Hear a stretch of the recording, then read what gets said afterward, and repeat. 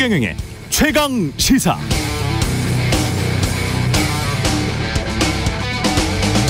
네, 2008년 11월 26일부터 12월 10일까지 청와대 대변인실이 MBC 뉴스 데스크를 집중 타겟 삼아 작성한 보도 분석 문건에 등장하는 단어, 문제 보도라는 단어인데요.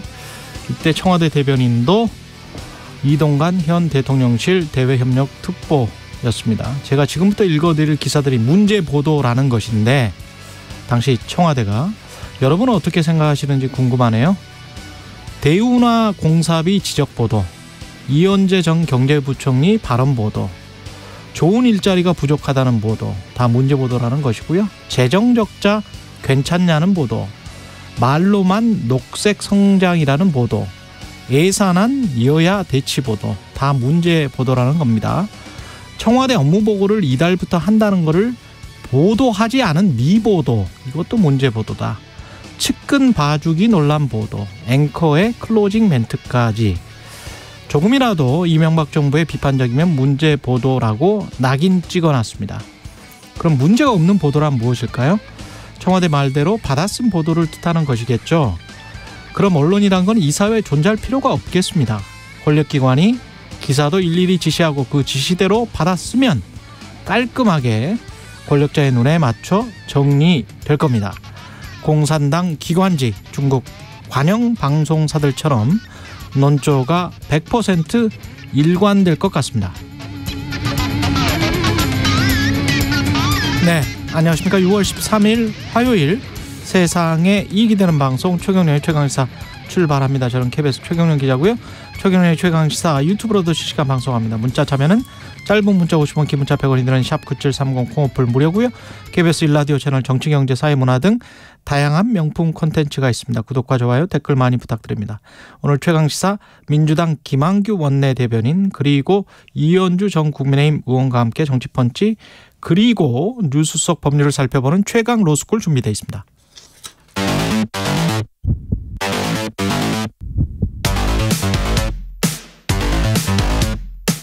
오늘 아침 가장 뜨거운 뉴스 언박싱. 자, 뉴스 언박싱 시작하겠습니다. 민동기 기자, 김민하 평론가 나와 있습니다. 안녕하십니까? 안녕하십니까? 예, 대통령실이 한국 주재 중국 대사죠 싱하이밍 대사를 겨냥해서 양국 국익을 해쳤다, 해칠 수 있다. 예. 그러니까 대통령실 핵심 관계자가 어제 기자들에게 한 얘기가 있는데요. 예. 외교관 임무를 규정한 비엔나 협약 41조 있지 않습니까? 예. 이걸 얘기를 하면서 외교관이 주재국 법령을 존중하고 주재국 내정에 개입해선 안 될 의무가 있다고 규정을 하고 있는데, 내정 개입이다. 그렇습니다. 싱 대사 발언은 사실상의 내정 간섭 아니냐, 이렇게 우회적으로 좀 비판을 했습니다. 그리고 어제 한덕수 국무총리도 대정부 질문에서 싱 대사가 양국 관계를 증진하는 목적이 아니고 이렇게 일방적으로 비난하는 것 같은 언사를 하는 것은 외교관으로서 대단히 부적절한 행동이었다고 생각한다라고 비판을 했는데요. 그러자 중국 당국도 이 대통령실 비판에 즉각 반박을 했습니다. 왕원빈 중국 외교부 대변인이 어제 정례 브리핑에서 각계각층 인사들과 광범위하게 접촉하고 교류하는 것은 싱 대사의 직무다. 그리고 그 목적은 이해를 증진하고 협력을 촉진하며 한중 관계의 발전을 유지하고 추동하는 것이다라고 입장을 내놨습니다. 지금 국민의힘 내부에서는요, 이 싱 대사 발언을 내정 간섭으로 규정을 하면서 외교적인 기피 인물 지정까지 거론을 하고 있는데요. 김기현 국민의힘 대표가 직접적으로 이렇게 얘기를 하면서 주한 대사 자격이 없다라고 얘기를 했고, 권성동 의원 같은 경우에는 10만 명가량의 한국 거주 중국인이 이 투표권을 가지고 있거든요. 이 지방선거 투표권 제한을 또 주장을 하기도 했습니다. 그러니까 이 상황을 잘 관리를 해야 되는데 여러모로 좀 우려되는 바가 있죠. 근데 어법을 잘 보셔야 되는 게, 보통 이렇게 뭐 대사를 초치하거나 그리고 또 그 대사를 통해서 전해진 이제 외국 정부 입장을 반박하거나 그러한 경우는 뭐 일상적으로 있는데, 이 사람이 문제다, 이렇게 하는 경우는 사실 잘 없습니다. 그렇죠. 특정 국가의 한 대사를 지칭해서 이 사람이 문제다라고 하는 경우는 잘 없죠. 그렇죠. 예. 그래서 이게 사실 지난번에 이제 말씀드렸듯이 싱하이밍 대사의 이 행위가 제가 볼 때는 우리 입장에서는 받아들이기 어려운 그런 행위였어요. 그리고 무리한 것이고, 제가 한국 사람으로 볼 때는 주제넘은 얘기를 한 건데, 여기에 대한 대응 방식이라는 게 일단은 이 수위를 보면 이 사람이 문제다라고 지금 우리는 얘기를 하는 거예요. 그러니까 이게 중국 정부가 작정하고 우리하고 싸우자는 얘기라기보다는 이 사람이 문제인 거 아닙니까? 중국에 이렇게 얘기를 하는 거거든요. 그러니까 이 사람이 이 돌발 행동을 하고 돌발적인 어떤 발언을 한 것이라면 이 사람을 바꿔주세요라고 간접적으로, 직접적으로는 얘기 안 합니다. 간접적으로 이렇게 얘기를 하고 있는 거예요. 근데 중국 정부는 어제 뭐라고 그랬냐면은 그 문제 없다라고 한 거나 다름이 없습니다. 지금 이제 민 기자님 얘기하셨듯이 싱하이밍의 임무가, 이 대사의 임무가 여러 이제 사람들을, 각계각층의 사람들을 해당 국가에서 만나는 것이고 얘기를 하는 것인데 그 연장선에서 이재명 대표를 만나서 얘기한 거 아니냐. 그러니까 사실 이건 문제 없다라는 얘기거든요. 그러면 남는 게 뭐냐면, 그럼 이제 이거는 싱하이밍 대사의 행위는 돌발 행동도 아니고 이 캐릭터의 문제도 아닌 거잖아요. 그럼 중국 정부의 주장은. 그럼 앞으로 한국 정부랑 중국 정부가 이것은 정책, 방향의 문제구나라는 점을 두고 싸워야 되는 국면이 이제 되는 거죠. 근데 그 갈등 상황을 관리할 전략이 지금 있는 상황에서 이렇게 가고 있는 거냐에 대해서 여러 가지로 좀 의구심이 있는데, 어쨌든 이거를 싸우는 것도 뭐 필요할 때는 하는데 또 관리해야 되는 것도 이 국가의 의무지 않습니까? 그 점을 잘 봐야겠는데, 한 가지 우려되는 점은 오늘 동아일보를 보니까 이런 얘기가 있습니다. 정부 쪽에서 나오는 얘기가, 전임 정권에서는 중국에 굴종적이었기 때문에 이번 정권에서는 당당한 어떤 그런 태도를 보여야지 되고, 그래야 이제 중국도 우리를 대하는 태도가 달라진다, 이런 논리라는 거거든요. 근데 전임 정부가 어떻게 했든 간에 그거는 중요한 게 아니라, 그건 전임 정부가 그 논리라는 게 대통령실의 논리가 그렇다? 오늘 동아일보의 단독 보도는 뭐 그렇습니다. 예. 전임 정부가 어떻게 했든 대통령실의 생각이 그렇다. 그렇다고 뭐 얘기를 하는 사람이 있다. 관계자 멘트로 나오는 관계자 거죠. 멘트로. 근데 전임 정부가 어떻게 했든 지금 시점, 지금 이제 외교적 상황에 맞는 전략을 가지고 접근하는 게 중요한 것이지, 전임 정부 반대로 하겠다 이런 마인드로는 안 된다. 이 점은 지적을 하고 싶습니다. 한 가지만 지적을 하면, 지금 우리가 외교를 하고 있는 거는 맞잖아요. 그렇죠. 그 외교를 하고 있는데 혹시 이재명 대표도 아마 싱 대사한테 갔을 때 이거를 국내 정치에 이용할 수 있을 것이다라는 마음이 속으로는 분명히 있었을 거예요. 그거는 잘못됐다고 보고요. 그런데 이렇게 김기현 대표가 오만한 언행이다, 또는 대통령실이 사실상 그 대사를 지칭해서 거의 뭐 배격하는 식으로 이렇게 하는 것들이 외교적 행위인지 아니면 국내 정치용인지, 집권 여당과 대통령실이 해야 되는 거는 외교거든요. 그렇죠.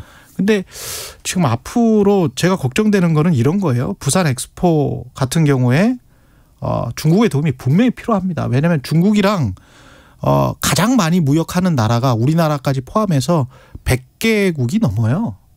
그러면 중국이 기침 한번 하면 투표를 달리할 수도 있거든요. 왜냐하면 가장 무역을 많이 하니까, 가장 이해관계가 밀접하니까. 근데 그런 나라가 100개국이 넘는다고요. 그럼 부산 엑스포 할 때 중국한테, 미국한테만 손 벌릴 겁니까? 어차피 투표로 하는 건데. 그리고 사우디 네옴시티 같은 경우도 우리의 최대 경쟁자는 중국이거든요.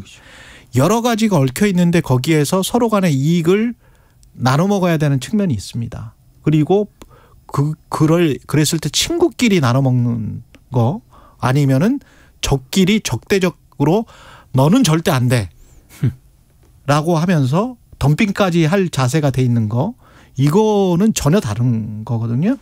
그래서 그런 정말 장기적 국익을 생각하셔서 대통령실과 집권 여당 그리고 외교부가 행동을 했으면 좋겠습니다. 대통령실에 어떤 마음이 국내 정치용으로 해서 어떤 반중 정서를 자극하고 혹시 그런 마음이 있는 것 같다는 그런 거를 감지하고, 우리도 다 함께 집권 여당도 그렇게 할 거야, 그게 과연 국익에 도움되는 그런 반응인지, 그거는 뭐 좀 아닌 것 같아요. 이제 예. 한마디만 제가 또 덧붙이면, 예.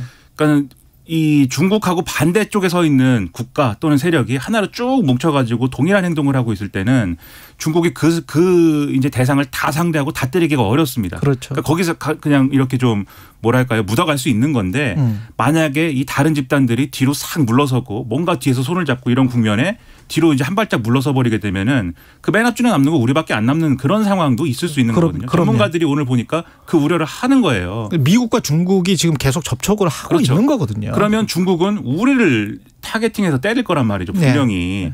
그거 감당할 전략은 있는가. 그걸 계속 이제 말씀드리고 있습니다. 3660님, 예, 먼저 와서 기다리고 있습니다. 최강시사 덕에 늦잠 없이 오늘도 활기차게 시작합니다. 최강시사 파이팅. 예, 감사합니다. 한덕수 총리는 일본 오염수가 식용으로 안정성이 검증되면 마실 수 있다 이런 말을 했습니다.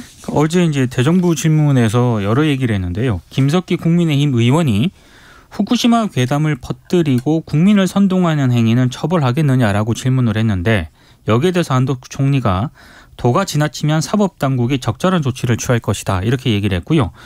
그리고 후쿠시마 오염수의 안전이 검증되면 마시겠냐는 또 김성준 민주당 의원 질문에 자신은 기준에 맞다면 마실 수 있다라고 답을 했고 여기에 대해서 또 김 의원이 우리가 그럼 한번 공수를 해올까요? 라고 물으니까 한 총리가 그렇게 하시죠라고 또 답을 하기도 했습니다.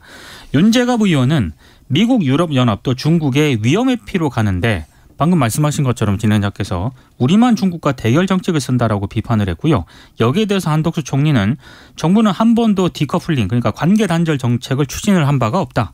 상호주의 원칙에서 당당한 외교 서로 존중하는 외교로 가야 한다라고 답을 했습니다. 그리고 대중국 수출 저하는 중국의 봉쇄 정책 영향이 더 크다. 또 이런 얘기를 하기도 했습니다. 그러니까 이 외교 정책에 대한 거는 워낙 이제 입장차가 있고 또 내용을 그래도 가지고 이제 이 입씨름을 하는 것 같아서 그런 모양새는 좋다고 생각합니다만 이 후쿠시마 오염수 문제는 다른 좋은 얘기도 많이 했는데 이 문제만 언론이 보도하는 건지는 모르겠는데 마시세요. 마시겠습니다. 이거는 제가 볼 때는 이 말꼬리 잡기도 아니고 네. 국민을 안심시킬 수 있는 또는 국민이 납득할 수 있는 방식의 논쟁 방식은 아니다 이런 생각이 들어요. 그렇죠. 그리고 마시고요. 한덕수 총리 혹시 민주당이 그걸 공수해 오더라도 마시지 않았으면 좋겠고 그리고 이런 식으로 안전하다면 마셔봐라 이렇게 엎어놔서 이 과학적으로 이것이 안전성이나 이런 것들을 검증할 수 있는 일이 되겠습니까? 그게 아니라 지금 이제 양쪽의 주장이 있는 거잖아요. 이것을 믿을 수 있다, 믿을 수 없다. 일본의 이 알프스에 의한 네. 이 정화 장치의 어떤 신뢰성이나 이런 것들이 믿을 수 있다 없다가 있는 거고 각자의 근거라는 게 있는 거거든요. 그 근거를 가지고 과학적 논쟁을 하고 그것에 대해서 국민들이 평가할 수 있도록 해줘야지. 마셔라. 마실 수 있다. 못 마시겠다. 이게 제가 볼 때는 국민들이 볼 때는 상당히 실망스러운 얘기 아닐까 싶습니다. 당장 어제 국내 어민들이 예. 집회를 가지면서 정부 대책을 촉구를 하기도 하지 않았습니까? 예. 사실은 그런 부분들에 대해서 정부가 더 신경을 써야죠. 일본 그렇죠. 정부는 예. 방류를 한다고 하면서도 어민들의 반대 의견이라든가 반발을 굉장히 신경을 쓰는 양상이거든요. 근데 그런 것과 우리 정부의 태도는 상당히 좀 대비되는 측면이 있습니다. 아까 외교 주제와 관련해서도 자꾸 그 솔루션 정책 어떻게 하면 뭔가를 해결해서 도움이 되는 긍정적인 방향으로 가려고 하는 것보다도 국내 정치도 그렇고 다른 것도 그렇고 자꾸 그렇게 생각하는 것 같아요. 서로를 잘 공격하면 그걸로 해서 국내 유권자의 득점을 얻으면 또는 상대방에게 타격을 주면 나한테는 좋은 것 그걸로 끝. 이게 이제 정치인 것 같아요. 근데 그렇게 되다 보니까 고국적으로 큰 그림을 그린 사람들이 아무도 안 보여요. 그리고 그런 언행을 하는 사람들이 별로 없기 때문에 물론 언론의 문제도 있을 것 같습니다. 물론 그런 언행을 하는 국회의원들도 분명히 있겠죠. 근데 너무 이렇게 자극적인 서로에 대한 비난만 있으니까 그리고 나서 해결이 되는 건 없잖아요. 그러니까 어민들이 답답하게 생각하겠죠. 그렇죠. 예. 그렇죠. 한덕수 총리가 마신들 뭐가 해결이 됩니까 이게. 아무 해결 안 됩니다. 예. 소비자의 의구심은 여전히 남아있는 상황이기 때문에 윤관석, 이성만 체포동의안 부결됐어요. 네. 윤관석 의원 체포동의안은 찬성 139, 반대 145, 기권 9표로 부결됐습니다. 그리고 이성만 의원은 찬성 132, 반대 155, 기권 6표로 부결이 됐는데요. 국민의힘은 당론으로 찬성 표결 방침을 정했는데 민주당 같은 경우에는 당론 없이 의원들의 자유투표에 맡겼습니다. 언론들의 분석은 민주당에서 대거 반대표가 나온 것으로 분석을 하고 있습니다. 한동훈 법무부 장관이 어제 국회 본회의에서 표결에 앞서서 체포동의 요청 이유를 설명을 했는데요. 설명을 하면서 이런 부분이 있습니다. 돈봉투 돌린 혐의를 받는 사람들의 체포 여부를 돈봉투 받은 혐의를 받는 사람들이 결정하는 것은 공정하지도 않고 공정해 보이지도 않는다. 또 이렇게 얘기를 해서 민주당 의원들의 거센 반발을 사기도 했습니다. 지금 국민의힘과 정의당은 예. 민주당이 제 식구 감싸기를 하고 있다라고 강하게 비판을 했고요. 반면에 이소영 민주당 원내대변인은 검찰의 수사가 과도하고 무리한 영장 청구였다는 의견이 당내에서 많았던 것 같다. 이런 입장을 밝혔습니다. 검찰은 유감이라는 입장을 밝혔는데요. 관련 수사를 엄정하게 진행해서 사안의 전부를 명확히 규명해 나가겠다라고 밝혔습니다. 그러니까 두 가지 얘기를 안 할 수 없는 건데 첫째로 한동훈 장관의 최근에 이제 체포동의안 이를 통과시켜 주십시오라고 하는 제안 설명이 좀 드라이해야 되는데 계속 선동조입니다. 이게 예를 들면은 최소한 이런 내용입니다라고 설명하는 것도 그 내용 중에 뭐 피의 사실 공표가 있는 거 아니냐 이런 논란에 휩싸이기 쉬운데 그걸 넘어서서 이 자리에는 그러니까 여기서 이렇게 얘기한 거예요. 논리 필연적으로 이 혐의 내용이 민주당 의원 20명에게 돈 봉투를 돌렸다는 내용이니 이 자리에 민주당 의원들이 있을 텐데 그 의원들이 지금 이 체포동의안 표결에 참여하는 것이 부당하다라는 취지의 얘기를 하는 거잖아요. 근데 그렇죠. 이 발언은 뭐 절차에 대한 것으로 보이긴 하지만 민주당이 아마도 그런 이유로 이것을 부결시킬 것이다라는 정치적인 어떤 프레임을 깔고 하는 얘기거든요. 또는 뭐 다 그런 집단이 많이 있는 당에서 뭐 어떤 일을 하겠느냐는 약간 좀 모욕적인 언사가 어제 또 일부 의원들 포연돼 있죠. 의원들 얘기를 하면서 뭐 윤땡땡 뭐 이렇게 얘기도 했거든요. 직접적으로. 그러니까 이 장관이 체포동의안 표결 결과가 나와서 거기에 대해 코멘트를 하는 것도 아니고 그것조차도 논란이 있을 만한 일인데 표결을 해야 되는 상황에 표결 직전에 민주당은 아마도 20명은 돈을 받았을 것이기 때문에 이 사람들이 주도해가지고 이건 부결될 겁니다. 이렇게 얘기하는 거나 진배 없는 그런 얘기를 해서 뭐하러 논란을 만드는가 이런 의문이 들고요. 그다음에 그런 의문이 드는 와중에 더 이해가 안 되는 것은 민주당이 결국 이것을 한동훈 장관의 주장대로 부결을 시켰다라는 겁니다. 그러면 한동훈 장관 얘기가 맞는 것처럼 돼버리지 않습니까? 제가 볼 때 만약에 민주당이 이거를 그 이전까지 나왔던 언론 보도 내용대로 가결을 시켰다. 그럼 한동훈 장관 이 얘기한 게 굉장히 우스워지죠. 정말 이상한 얘기 하게 된 거 아닙니까? 예. 그런데 그게 아니라 부결을 시키는 바람에 이제는 한동훈 장관 주장처럼 된 것처럼 돼버렸어요. 그런 것도 잘 이해가 안 되고 민주당이 지금 이 문제에 대해서 이런저런 얘기를 왜 이 부결시켰느냐에 대해서 이런저런 얘기를 언론에 하는데 그중에는 한동훈 장관한테 말렸다. 한동훈 장관이 자극을 해가지고 의원들이 마음이 돌아선 것 같다. 뭐 이런 얘기를 하지만 지금 말씀드렸듯이 의원들은 다 정치인이기 때문에 그 말에 휘둘려서 한동훈 장관의 말에 자극을 받아서 뭐 이렇게 했다고 하면 그건 국민들이 납득할 수 없습니다. 더군다나 이 문제는 개인의 어떤 비리를 넘어서서 전당대회를 치르면서 있었던 일에 대한 어떤 문제이지 않습니까? 민주당이 이 의원들에 대한 어떤 구속 여부를 법원에서 판단하게 합시다. 라고 하는 것조차 동의를 하지 못한다면 적어도 자기들 스스로 이 문제를 해결할 수 있다라고 하는 그러한 맥락, 정치적 맥락들을 이전에 만들어 놓고 국민들을 설득할 수 있어야 되는 거 아니에요. 근데 자기 스스로는 또 이 문제를 못 풀겠다는 거 아닙니까? 예. 그러니까 이재명 대표가 검찰의 신속한 수사나 이런 것들을 주문한 거잖아요. 대국민 사과하면서. 예. 근데 체포동의안은 왜 부결시켰다. 이렇게 부결시키는 것인지에 대해서는 국민들이 잘 이해할 수 없는 일일 것이다라고 생각을 합니다. 그렇네요. 예. 검찰 돈봉투 의혹 경선 컨설팅 업체 이게 어디인지 모르겠습니다만 압수수색을 했어요. 그러니까 지금 검찰이 송영길 전 대표의 외곽 조직이라고 지금 평가받고 있는 이른바 먹사연 있지 않습니까? 예. 먹사연의 경선 컨설팅 비용 대납 정황을 확인을 지금 하고요. 관계자 주거지 등을 압수수색을 했습니다.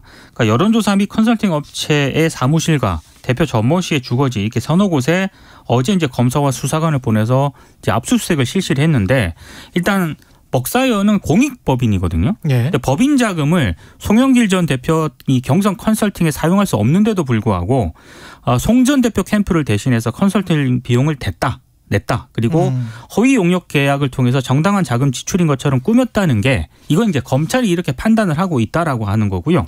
그리고 이 컨설팅 업체 있지 않습니까? 이 회사 같은 경우에는 송영길 전 대표가 서울시장에 출마했을 때에도 송 전 대표 캠프에서 수억 원대 컨설팅 계약을 따냈다는 게 또 검찰의 판단이거든요. 아마 이런 부분들에 대해서 검찰이 좀 자세하게 좀 들여다볼 것 같습니다. 이 압수수색에 무슨 의미가 있냐면 지금 이제 이 체포동의안도 그렇고 이제 중심적인 내용은 윤관석 의원, 이성만 의원 등이 조달하고 뿌리고 이것에 대해서 뭐 쭉 이제 집행한 돈이라는 게 9,400만 원인가 그 정도 규모라는 거잖아요. 그렇죠. 근데 지금 수사는 이거는 별도거든요. 무슨 얘기냐면 송영길 다른 돈? 9,400만 원 말고 다른 돈? 그렇습니다. 네. 송영길 전 대표가 경선을 치르는 과정에 썼던 경선 자금이 있지 않습니까? 그 경선 자금 중에 원래 적법한 방식으로 지출하지 않고 자기가 관리하는 다른 외곽 조직을 통해서 지출한 게 있다. 그게 지금 이 선거 컨설팅 업체의 허위 용역 계약을 체결해서 원래는 이제 이 주는 계약이 없는 건데 그 왜 줘야 될 돈이 있는 것처럼 꾸며서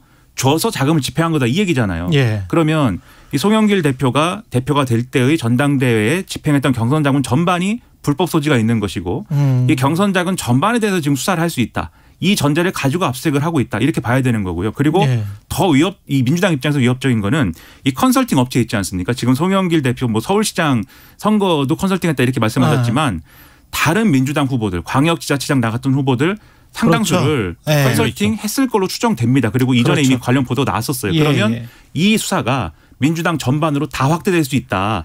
그래서 제가 볼 때는 아마도 체포동의안 부결의 이 배후 논리에도 이런 위기감이 있기 때문에 그렇게 된 게 아니겠느냐 이런 생각도 들게 하는 그런 수사다라는 겁니다. 그럴 수도 있겠습니다. 뉴스 언박싱 민동기 기자 김민하 평론가였습니다. 고맙습니다. 고맙습니다. KBS 1라디오 최경영의 최강시사 듣고 계신 지금 시각 7시 41분입니다.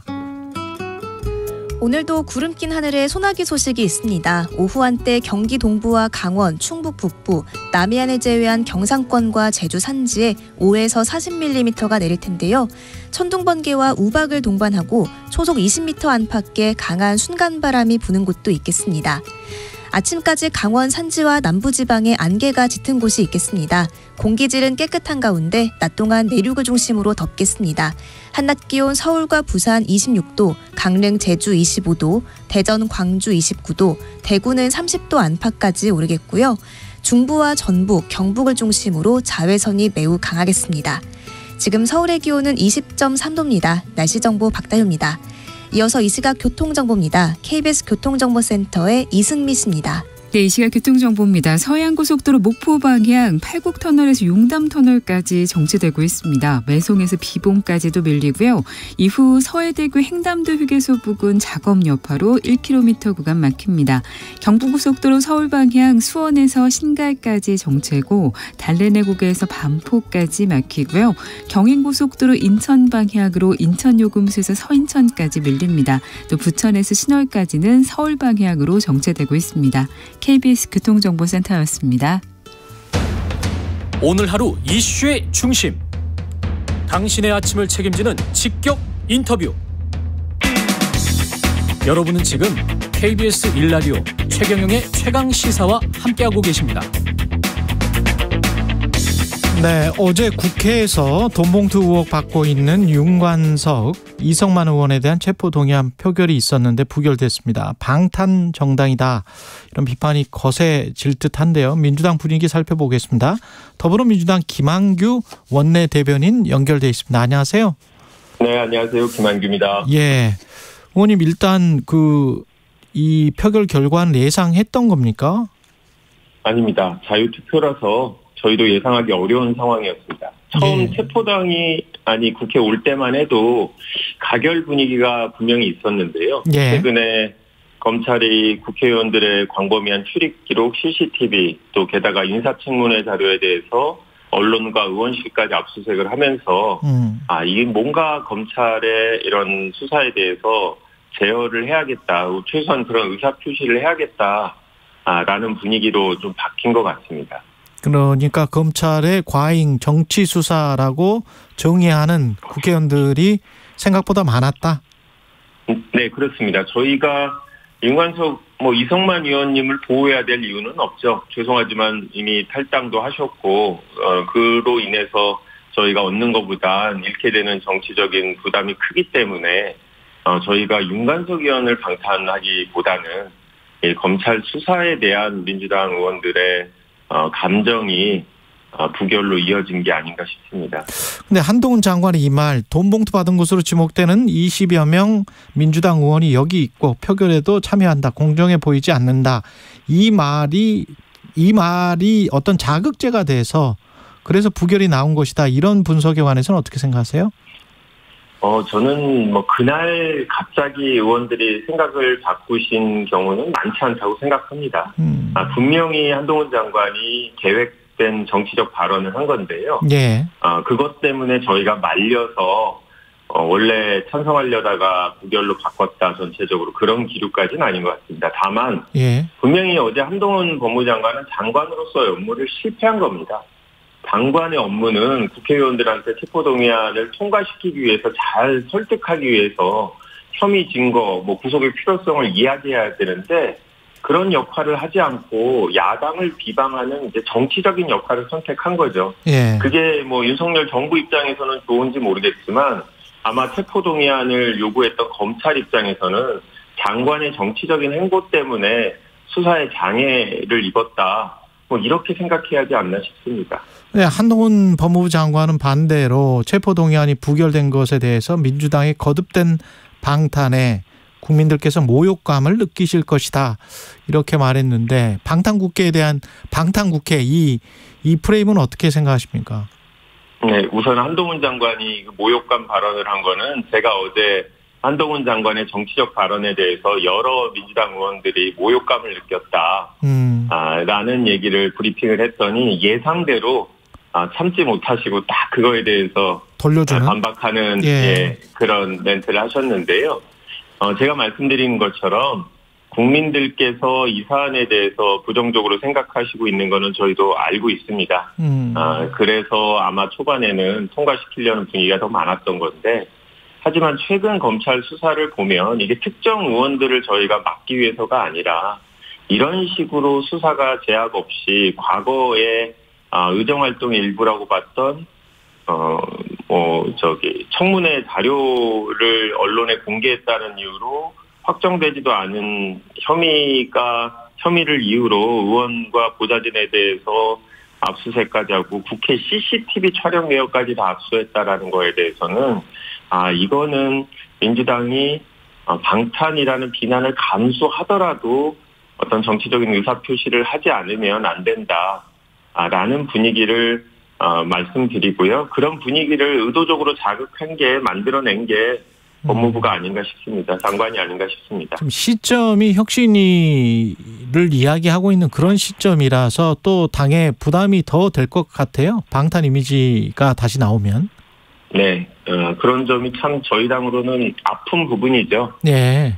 그렇기 때문에 많은 부분들이 고민을 했고 검찰 수사가 계속될 예정 아니겠습니까? 네. 그래서 두 의원들이 수사에 성실히 임하고 그래서 도주 우려나 증거인멸이 없다라는 것을 보여줄 걸 기대를 하고요.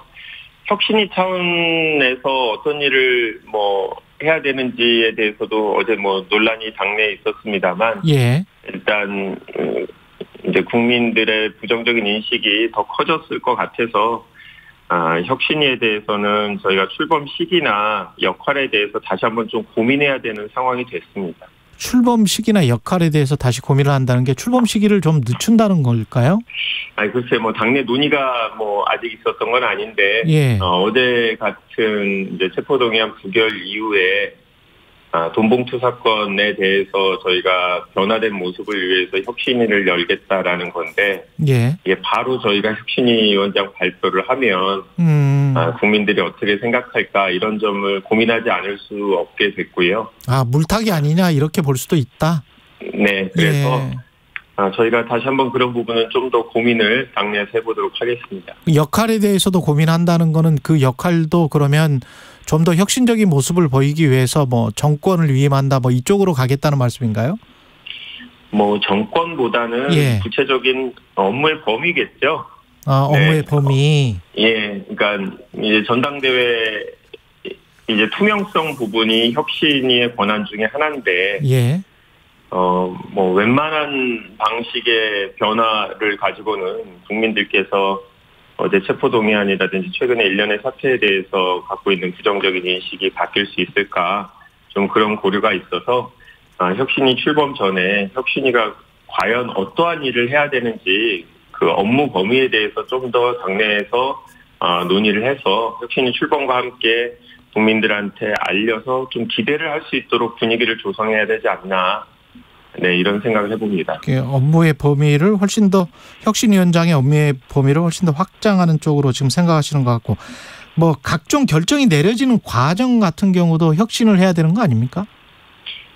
구체적으로 어떤 말씀을 하시는 건가요? 뭐 여러 가지 뭐 제도적인 부분들 관련해서 공천도 있을 수가 있겠고요. 여러 가지가 있을 수 있을 것 같은데요. 네. 예. 아니 뭐 그런 부분까지 포함해서 말씀드린 것처럼 지난 저희 쇄신의총에서 결의안을 만들었는데 그 결의안에 혁신 기구가 해야 될 업무가 간략하게 기재가 되어 있습니다. 그 내용에는 이 당내 민주화, 그다음에 전당대회 투명성까지 포함되어 있기 때문에 예. 지금 말씀하신 부분까지도 다 업무 범위로 들어간다라고 생각하고요. 예. 최근 어제 저희 민주당 의총도 2시간이 넘게 진행이 됐는데 요즘에는 이런 문제가 생겼을 때 의원들이 다양한 목소리를 내고 그게 회의 막바지에 대해서는 어느 정도 수렴한다라는 거를 의원들이 경험을 했습니다. 어제 의총도 당초 예상과는 달리 상당히 많은 부분에 대해서 공감대가 있었다고 생각했는데요. 예. 최소한 의원들 내부 당내 의사결정 과정은 조금씩 좀 변화하고 있지 않나 그렇게 저희가 판단하고 있습니다. 어제 의총에서는 정청래 최고위원이 행안위원장을 포기하기로 했고 그렇게 되면서 이제 누가 맡을 건지 그것도 관심이 집중되고 있는데 어떻게 되는 겁니까 그러면은?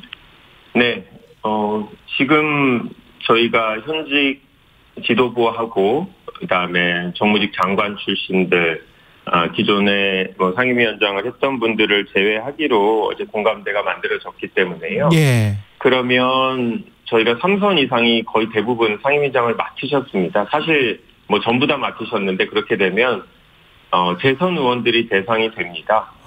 재선 의원들의 뭐 나이, 예. 그다음에 뭐 지역, 기존의 해당 상임위를 맡았는지 전문성 등을 고려해서 현재 후보를 정하고 있어서요.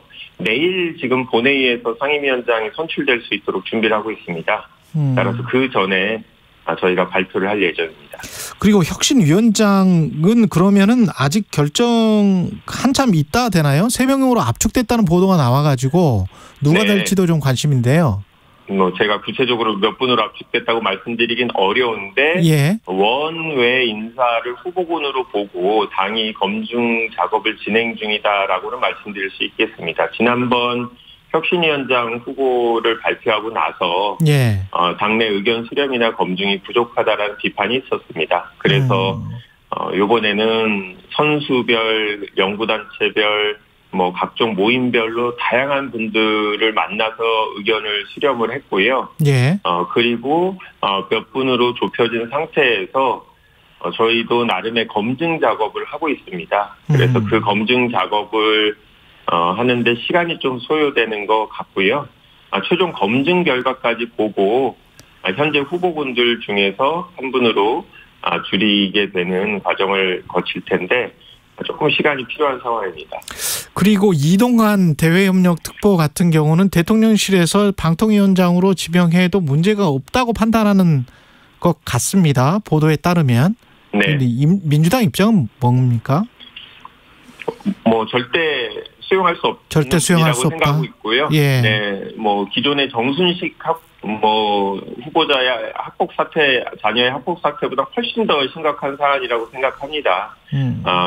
학교가 아예 학폭위 자체를 열지 않고 전학으로 기록 남기지 않았다는 점에서 당시 이명박 대통령 측근이었던 이동관 특보가 관여된 권력성 비리가 아닌가 싶고요. 예. 최소한 그때와 달리 지금은 법무부하고 대통령실이 이중으로 인사검증을 한다고 하는데 정순신 사태 이후에도 이런 문제를 걸러내지 않는 인사검증이라면 이거는 저희가 강하게 문제 제기를 해야 되고 이 학폭에 대한 우리 사회의 인식을 고려할 때 또 그리고 이동관 특보가 이렇게 문제가 있음에도 불구하고 무리하게 임명하려는 거는 언론 장악을 위한 대통령의 의지가 되게 강하다라는 거를 보여주기 때문에 절대 저희가 수용할 수 없고 아주 강하게 반대 의사를 표시하고 있습니다.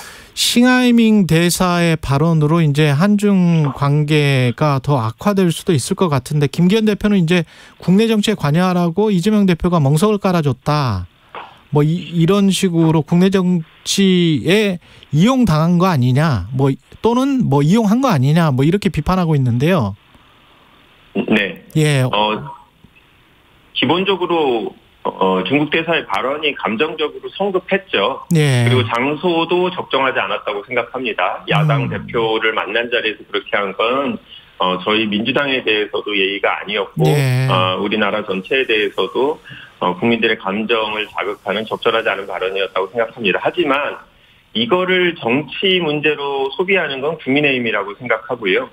민주당이 마치 중국의 편향적인 정당인 것처럼 프레임을 쓰기 위해서 여러 작업을 하는데 어제 대정부 질문에서도 여러 여당 국회의원이 중국 대사의 행태를 그 자리에서 비난하고 문제는 외교부 장관도 평상시라면 되게 조심스럽게 외교적인 언사로 답변을 할 텐데 여당 의원에 적극적으로 동의를 하면서 중국을 비난하는 발언들을 했습니다. 예. 이게 과연 우리나라의 어떤 외교적 이익을 고려할 때 여당 또 그다음에 여당 출신 정무직 장관이 역할을 제대로 하고 있나. 이거는 국내 정치를 위해서 외교적 관계를 소비하고 있다. 저는 이렇게 말씀을 드리겠습니다. 민주당 김한규 원내 대변인이었습니다. 고맙습니다. 네, 감사합니다.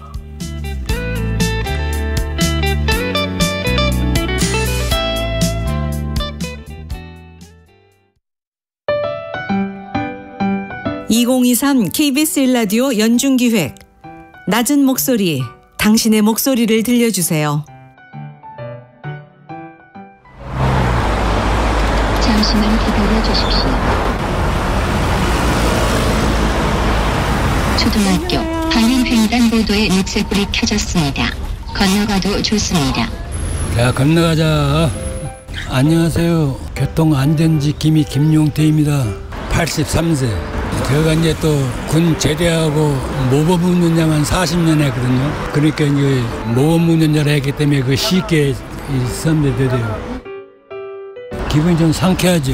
애들 안전하게 등교시키고 보람이 있지 이제.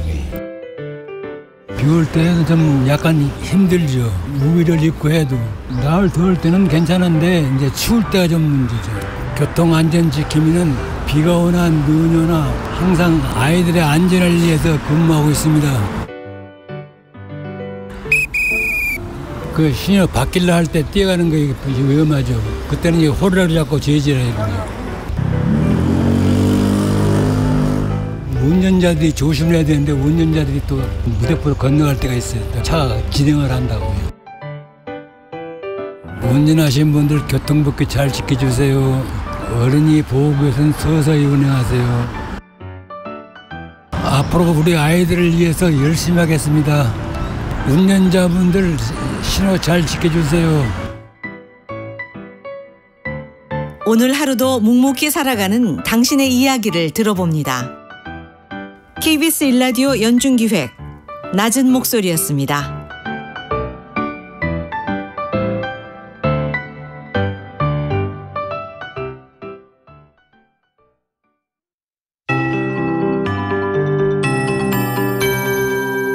KBS 58분 날씨. 계절이 여름에 접어드니 요란한 소나기 소식이 잦습니다. 낮 동안 지표의 기온이 크게 오르는 반면 대기 상층엔 찬 공기가 남하해 대기가 불안정해지는 건데요. 오늘은 오후부터 경기 동부와 강원, 충북 북부, 남해안을 제외한 경상권과 제주 산지에 5에서 40mm가 오겠습니다. 좁은 지역에 강하게 집중되면서 시간당 30mm 이상 쏟아질 수 있습니다. 천둥 번개가 치거나 우박이 떨어지는 곳이 많겠고요. 소나기가 오는 지역과 그 주변으로 초속 20m 안팎의 강한 순간바람이 부는 곳이 있겠습니다. 농작물 시설물 관리와 함께 각종 안전에 유의하시기 바랍니다. 오늘 하늘에 구름 많은 가운데 공기질은 깨끗하겠습니다. 낮 기온은 어제만큼 오를 텐데요. 한낮에 서울과 부산 26도, 대전, 광주 29도 안팎까지 오르겠고 강릉 25도, 포항 27도 등 강원 영동과 경북 동해안은 어제보다 2도에서 4도가량 높겠습니다. 중부와 전북, 경북을 중심으로 자외선 지수가 매우 높겠습니다. 내일은 중부지방과 전라권 내륙, 남해안을 제외한 경상권에 최대 60mm로 많은 양의 소나기가 내릴 수 있고요. 기온은 갈수록 오름세를 보이며 주말에 대구가 33도, 서울도 31도까지 치솟겠습니다. 지금 서울의 기온 20.4도입니다. 박다유입니다.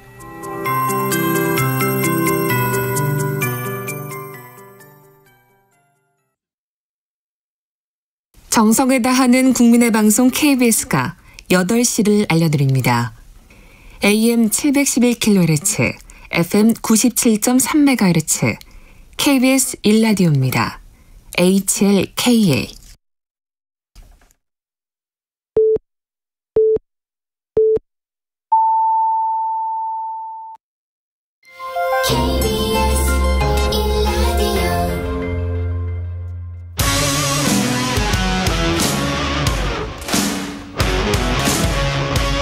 오늘 하루 이슈의 중심 최경영의 최강 시사.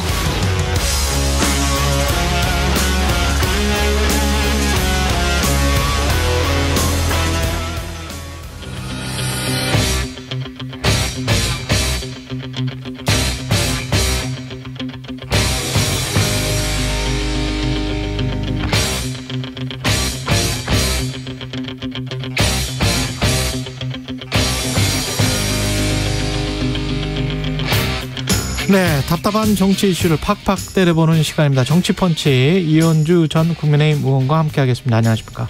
네, 안녕하세요. 예, 싱하이밍 주한 중국 대사 발언 파장부터 좀, 그러니까 뭐 미국과 중국 사이에서 미국이 이기고 중국이 질 것이다. 여기에 비태가는 사람들이 있는데 그렇다면 그건 잘못된 판단이다. 이게 이제 전체 내용이거든요. 네. 그게 이제 우리 정부나 우리나라 사람들 입장에서 봤을 때는 우리를 겨냥한 거 아니야? 뭐 이렇게 들릴 수밖에 없는 그런 뉘앙스가 분명히 있긴 합니다. 예. 네. 아니 근데 이 말이 참 대사님 말씀치고는 굉장히 적나라하세요. 그렇죠. 저도 뭐 이렇게 국회의원 할 때 뭐 주요국 대사들하고 대화도 많이 해보고 했는데 이렇게 얘기 잘 안 하시거든요. 배팅 뭐 이렇게 표현하신 건 맞는지 모르겠어요. 아니 제가 오늘 중국 황구시보 영문판이긴 합니다만은 봤어요. 그러니까 주어가 some are betting 이렇게 돼 있어요. some are betting. 예, 그러니까 한국 내부의 일부에서. 꼭 한국 내부도 아니고 누군가 그러니까 다른 나라들 다 포함해서 그래서 중국의 황구시보는 그게 꼭 한국을 말한 거는 아니다. 그래서 우리가 외교적으로 말한 것이다. 이렇게 지금 주장을 하고 있는데 우리는 그렇게 들리는 거죠. 그리고 사실은. 그것도 그렇지만 저는 중국의 지금 지금 현재 미중 관계 내지는 세계 질서를 보는 중국의 관점이 이런 건가? 이런 생각이 드는 거예요. 그러면서 굉장히 뭐라고 죄송한 얘기지만 상당히 성숙하지 못한 느낌? 그래도 중국이 큰 나라라고 스스로 얘기하는데 어쨌든 대외 관계 아닙니까? 우리나라도 그렇죠. 대외 관계죠. 네. 그렇잖아요. 말을 조심해야지. 네. 그런데 이렇게 얘기한다는 것은 이게 지금 중국은요.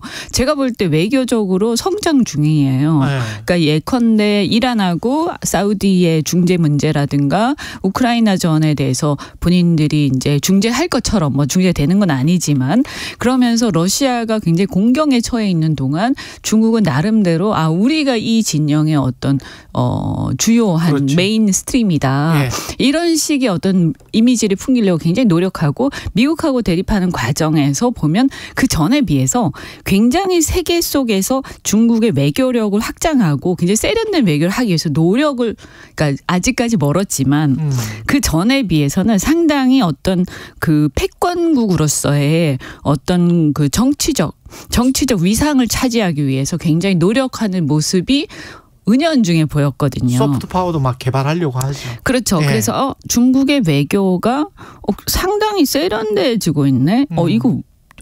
이거 장난 아니네. 어떻게 보면 우리 입장에서 보면 예의주시해야 되는 중국의 움직임이죠. 분명히 중국이 그렇게 변해가고는 있어요. 근데 이런 와중에 대사가 한 이 발언을 보면 역시 아직까지 중국의 거칠다. 그렇죠. 거칠죠. 그리고 이 문제를 배팅이라는 문제로 이해를 하고 우리 주변 그러니까 자신들의 주변국에 대해서 배팅해라. 우리한테 할 거야, 미국한테 할 거야.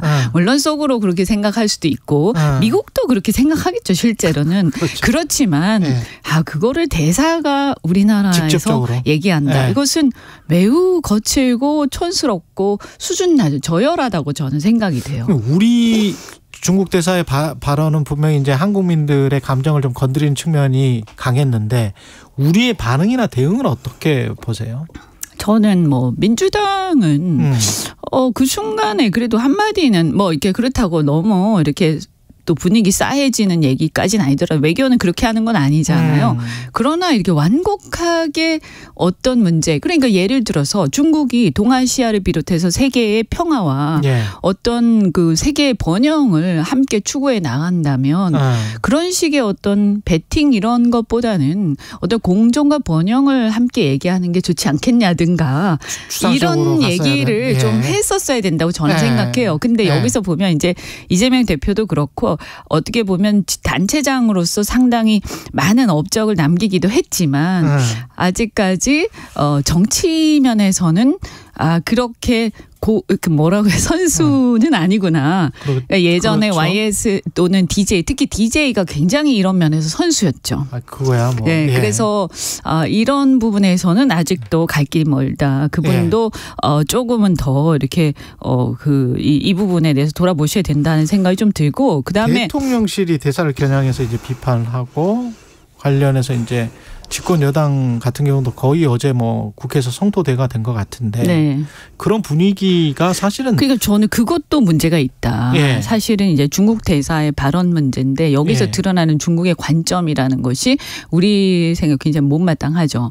그런데 이걸 가지고 지나치게 국내 정치 이슈로 지금 몰고 가는 느낌이 있어요. 그러니까 대통령실에서 한마디 정도 하고 초치했으면 저는 끝내야 된다라고 생각이 돼요. 그리고 집권 여당도 국민의힘도 논평을 하나 할 수 있죠. 아까 제가 말씀드린 것처럼 국제 정치의 위상에 맞게 우리도 그 위상에 맞게 해야 돼. 근데 우리도 지금 굉장히 거칠게 나가고 있거든요. 언어의 절제를 우리도 못하고 있다. 이거는 우리도 그러면 똑같은 거예요. 아까 제가 중국의 외교에 대해서 아직 수준이 노력은 하고 있으나 이런 걸 보면 중국도 아직 멀었구나 하는 생각이 들지만 우리도 마찬가지예요. 다른 나라들이 우리를 쳐다보고 있는 거예요. 저 나라가 왜 저렇게 거칠지? 지금 이게 국내 정치가 아닙니다. 국제 정치거든요. 그렇죠. 중국도 보고 있는 거. 이게 다 보도될 거 중국 내에서. 아니 당장 우리를 적대국으로 만들면 그걸 감당할 수 있겠느냐라고 황구시보가 아까 말씀드린 황구시보 그렇게 이야기를 했거든요. 그러니까요. 그러면 이걸 중국 국민들도 보고 있는 거예요. 근데 우리 국민들이 중국에 대해서 여러 가지 감정을 가질 수는 있지만 여당이 그냥 논평으로 점잖게 한마디 하는 게 아니라 막 거칠게 무슨 성토대 하듯이 하면 이 일을 어쩌자는 거냐. 그리고 저는 사실은 왜 이렇게까지 여야 관계가 왔을까. 정말 이 착잡한 마음이에요. 그러니까 뭐냐면 사실 외교는 약간의 온도 차이라든가 조금의 친소 관계는 다를 수 있어요. 예를 들어서 중국에 대한 인식이나 관점이 여당에 비해서 야당이 조금 더 우호적이라는 이럴 수는 있지만 큰 틀은 국가 전략은 같은 거 아닙니까? 그렇죠. 한국국이 공식적인 거죠. 공식적인 한미 동맹 그리고 미국에 대해서는 동맹국 관계고 그렇죠. 일본이나 중국에 대해서는 주변 나라로서 설린 우호 관계잖아요. 그러면서 그럼에도 불구하고 전략적으로 중국의 어떤 부상과 이게 전체주의적 성향 때문에 우리가 중국을 견제하면서 가끔 한마디씩 하는 정도. 이렇게 우리가 생각하고 근데 경제는 가능하면 우리 입장에서 미국이 뭐라고 하든 우리 국민들의 이익과 어떤 민생을 위해서 경제를 위해서 우리가 중국하고는 돈 벌 거는 충분히 벌 수 있어야 된다. 그럼 우리가 그 기회를 놓치지는 말아야 된다. 이런 걸 속으로 다 생각하잖아요. 그렇죠. 그러면 이런 것들에 대해서 이게 굉장히 아주 살얼음판을 걷는 외교잖아요. 그러면 사실은 야당하고 여당하고 대통령실하고 약간 저는 역할 분담이 충분히 가능한 지점 아니냐. 이럴 때 역할 분담이 필요한 거거든요. 과거에 이제 동구권, 그러니까 냉전 시대에 동구권에 대한 입장을 가지고 독일이 사회당과 그다음에 기민당이 서로 역할 분담을 했었어요. 그래서 내부에서는 같이 조율해 가면서 역할 분담을 했었죠. 그래서 사회당은 동구권하고 좀 더 가까우니까 그래서 사회당이 그런 어떤 뭐랄까요 좀 이렇게 인도주의적인 또 그리고 우호적인 이런 걸 좀 더 적극적으로 펴는 반면에 이제 기민당 같은 경우는 그 당시 냉전 시대였으니까 다소 이제 그래도 채찍을 좀 쓴 경향이 있지만 실질적으로는 당근과 채찍을 밖에서 봤을 때 독일이라는 국가가 당근과 채찍을 병행하면서 이것을 둘이서 전략적으로 매우 잘 해왔다. 그것이 뭐 국제사회가 냉전 해빙기를 맞으면서 이것이 통일까지 연결된 거 아닙니까? 왜 우리나라는 그렇게 못하느냐는 거예요. 그 국민들이 바라는 거 아니겠어요? 그렇죠. 그래서 물론 아까 말씀드린 것처럼 민주당이 조금 어설펐던 게 분명히 있어요. 근데 그건 뭐 비판할 수 있다고 저는 생각해요.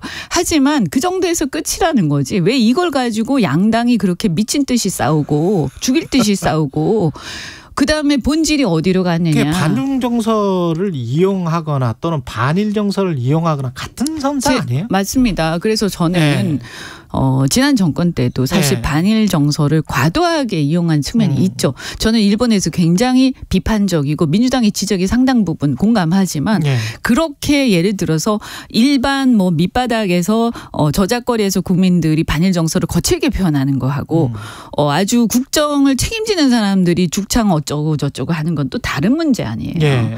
그래서 그거하고 똑같아요. 이렇게 이 꼴은 뭐냐 하면 구한말이라든가 마치 그 명청 교체기에 이 조정에서 당파 싸움하던 그 꼴하고 똑같은 모습을 보이고 있는 거예요. 우리가 역사를 통해서 그런 것들을 계속 누누이 이 반성해야 된다고 얘기를 하면서 지금 이 시대에 하고 있는 걸 보면 전혀 다르지 않다. 그러면 그 이후에 반드시 위기가 왔고 저는 이 미중의 경제 전쟁이 주로 돼 있긴 하고 이것이 뭐 그렇게 전쟁으로까지 이것이 비화될 것이다 이렇게 생각하진 않지만 그럼에도 불구하고 굉장히 위기 아닙니까? 우리 입장에서 보면. 그런데 이 상황에서 지금 우리가 이러고 있다? 국민들은요 정말 답답할 거예요. 그래서 우선은 권력을 가진 게 여당이고 권력을 가진 게 윤석열 정권이니까 정부니까 우선 힘이 있는 쪽에서 이 문제를 풀어나가야 돼요. 민주당에 대해서 불만이 있겠지만 그럼에도 불구하고 힘 있는 쪽에서 먼저 움직여야 이 구도가 형성되는 거예요. 그래서 이 부분에서 전략적으로 우리가 민주당하고 야당 왜냐하면 제일 야당 아닙니까? 그 국정을 하려면 지금 이 다수 야당인데 어떻게 민주당을 무시하고 가나요? 그러면서 이 문제에 대해서 민주당의 역할 저는 중국에 대해서 특사나 이런 것도 민주당에다 부탁할 수 있다고 생각하고요. 뭐 그렇지 않습니까? 그래서 이런 부분들에 대해서 지금 우리가 중국과 풀어야 될 게 있잖아요. 정치화되고 있거든요. 그렇죠. 경제가. 이 부분에 대해서 어떤 최소한의 공감대를 가지고 국민을 위해서 뭔가 좀 협의하면서 역할 분담을 하는 모습을 보이는 것이 저는 궁극적으로 표를 얻는 길이지 여기서 막 이렇게 반중 정서, 반일 정서를 과도하게 부추기면서 그러면서 여기서 국내적인 어떤 내가 표를 좀 얻겠다. 그렇죠. 근데 그 표는요 이미 자기 표예요. 그 표는 그치. 이미 자기 표고 지금 중요한 것은 이렇게 좀 그래도 중립적인 중도적인 국민들한테 어디가 더 미래지향적으로 보이고 어느 당이 국민들이 볼 때 우리의 미래를 맡겨도 되겠다. 이렇게 생각할 건지. 속보이는 행태는 좀 안 했으면 그러니까 좋겠다. 이 정도는 이제 다 알아요 국민들이. 그죠? 그거 뭐 너무 그 열성지자 강성지자들한테 둘러싸여서 착각하시면 안 돼요. 후쿠시마 오염수 관련해서는 이제 국회에서 한덕수 총리가 안전이 검증되면 마실 수 있다.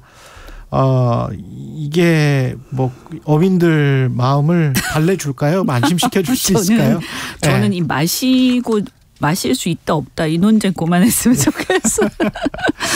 아니 뭘 마신다 한들 마시면 괜찮나요? 그거 그 사람 문제지.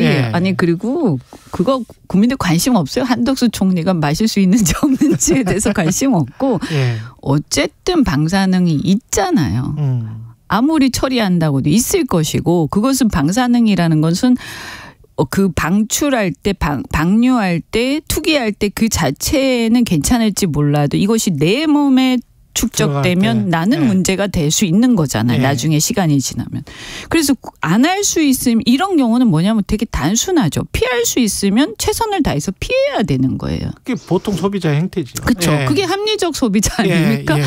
그러면 국가도 마찬가지죠. 막을 수 있으면 최선을 다해서 막는 것이 주권을 위임받은 국가의 의무예요. 근데 지금 문제는 저는 뭐 민주당이 이것을 비판하는 과정에서 뭐 마실 수 있냐 없냐 이런 얘기도 좀 그만했으면 좋겠고 이렇게 설명하지 말고 야당도 조금 더 과학적인 얘기 그리고 국민들의 민심에 대한 얘기 정부의 책무에 대한 얘기 이런 얘기를 해야 아까 말씀드린 것처럼 대안으로 보이지 않겠습니까? 그렇죠. 네. 그런데 마실 수 있냐 없냐 이런 얘기를 하는 것은 굉장히 조금 이것은 그 국정지리에서는 어울리지 않는 것이다. 그런데 어쨌든 그걸 떠나서 지금 책임은 윤석열 정부가 지고 있는 거기 때문에 살아있는 권력에 대해서 우리가 보자면 윤석열 정부가 이 문제에 대해서 위임받은 권력으로서 국민들의 의사를 충분히 반영하고 있냐? 전혀 아니죠.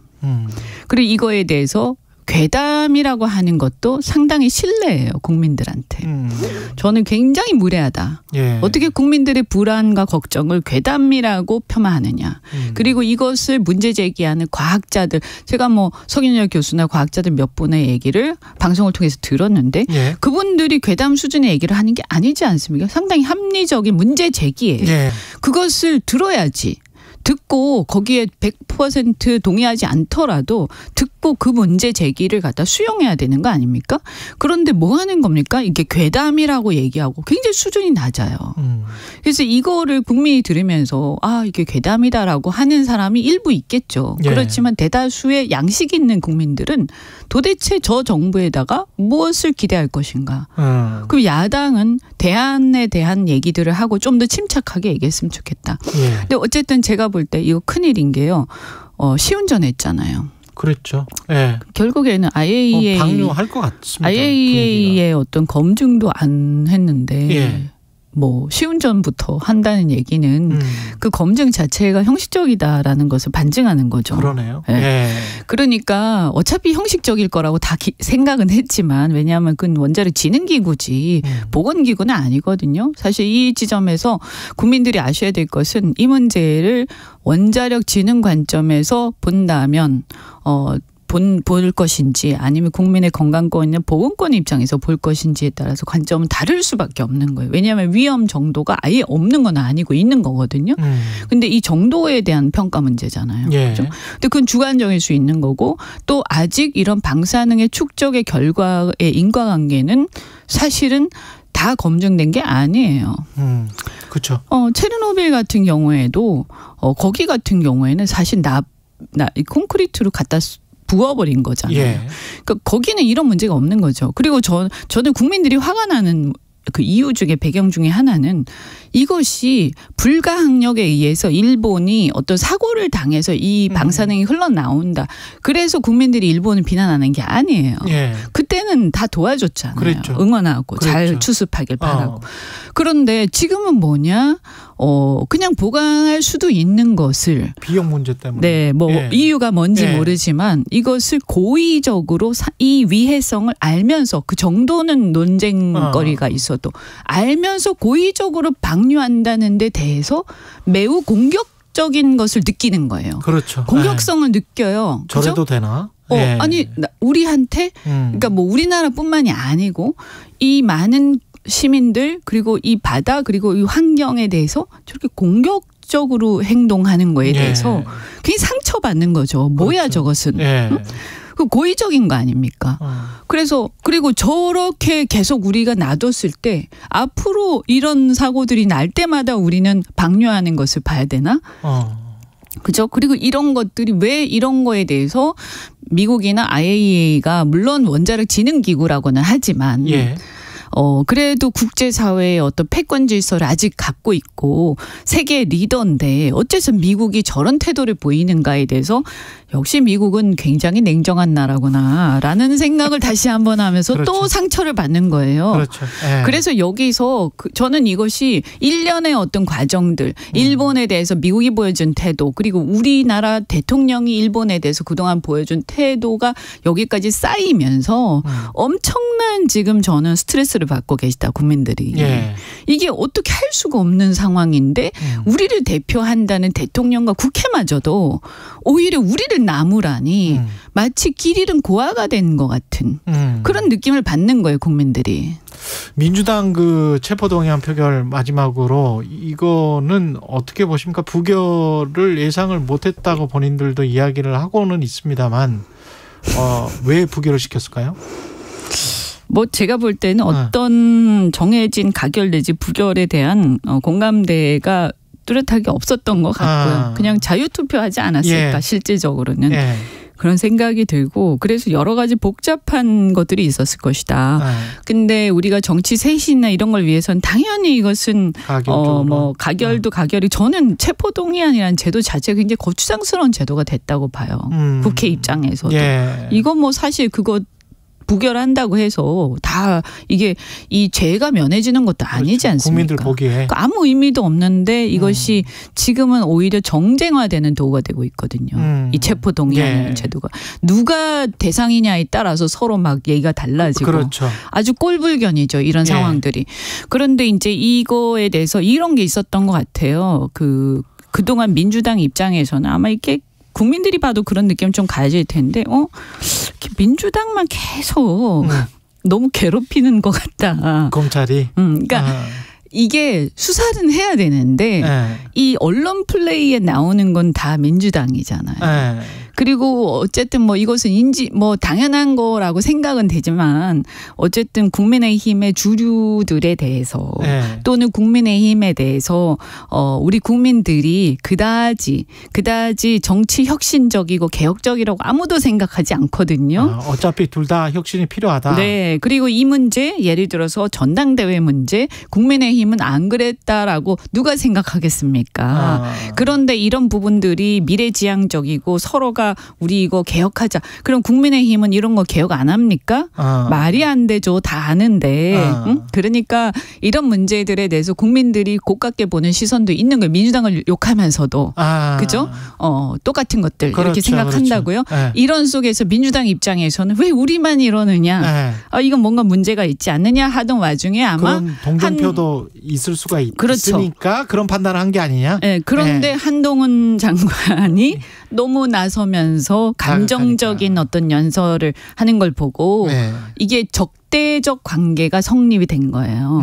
그러니까 일종의 검찰당과 민주당의 대결이 된 거예요. 검찰당과 민주당의 대결이 돼버린 거예요. 그 순간에. 그러면서 의원들이 그쪽으로 이렇게 쏠려버린 것이죠. 프레임이 그렇게 된 것이다. 그래서 저는 조언을 드리자면 한동훈 장관이 좀 이런 일에 될 수 있으면 안 나서길 바란다. 그리고 조금 오히려 검찰당이 돼버린다. 톤다운 하시라. 톤다운. 너무 감정적으로 보인다. 밖에서 봤을 때. 정치는 안 하셨으면 좋겠다.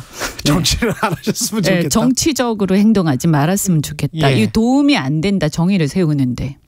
국민의힘에게도 도움이 안 될 수 있다. 안 된다고 저는 봅니다. 이렇게 하는 거 장기적으로 굉장히 나쁜 프레임이 보수 정당에 씌워질 거예요. 알겠습니다. 이현주 전 국민의힘 의원이었습니다. 고맙습니다. 네, 고맙습니다. 여러분은 지금 KBS 1라디오 최경영의 최강시사와 함께하고 계십니다.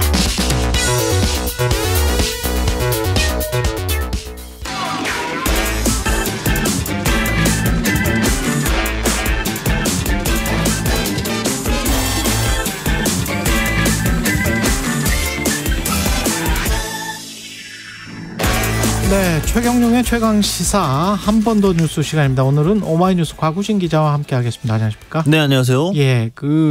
우크라이나 카호우카 댐인데요.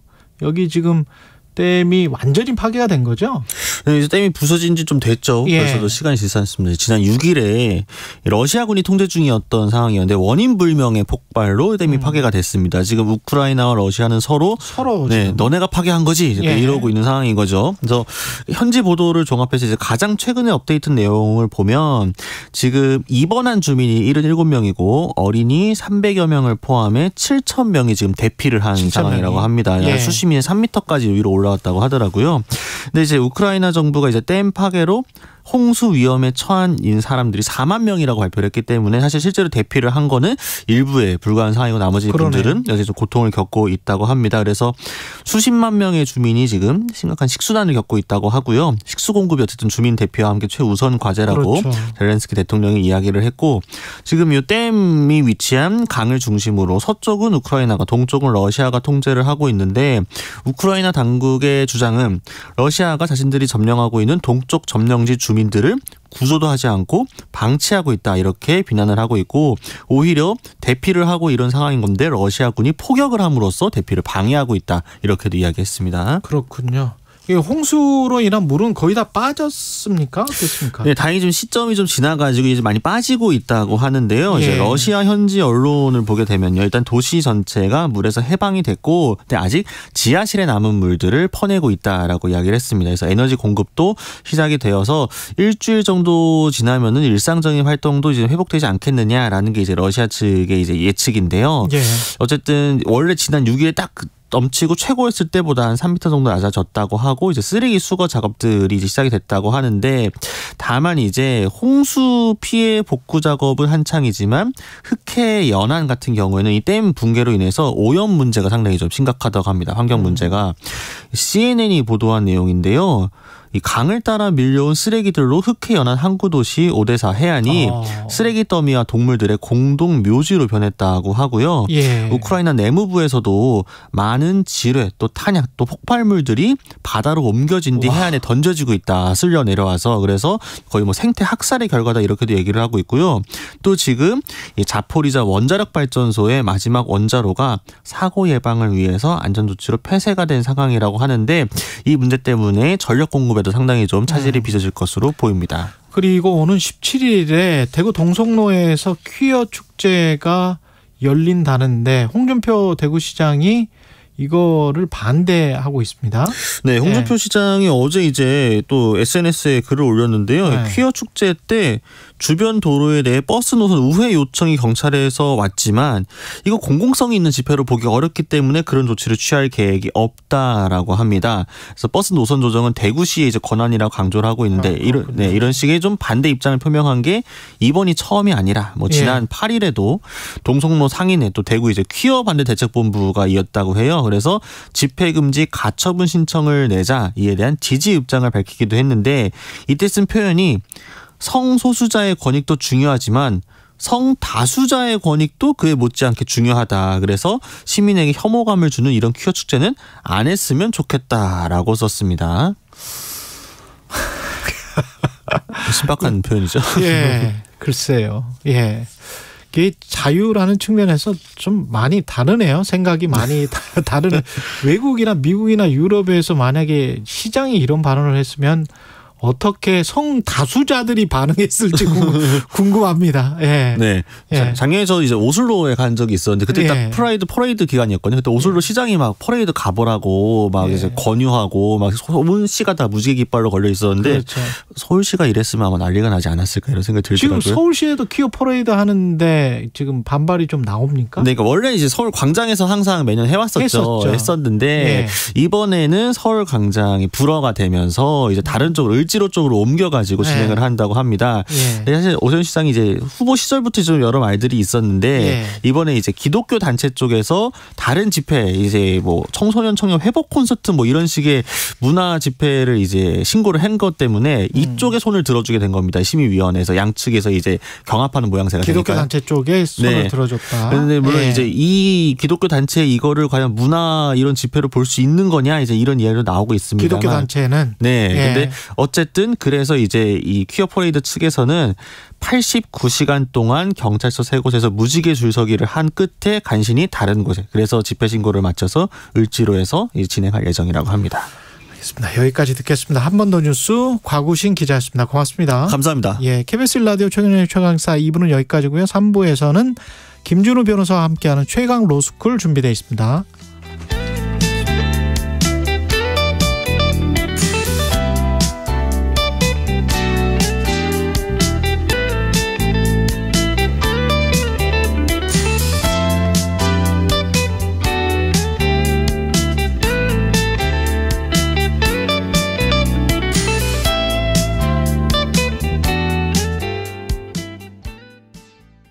잠시 후 8시 반부터 일부 지역국에서는 해당 지역 방송을 보내드립니다.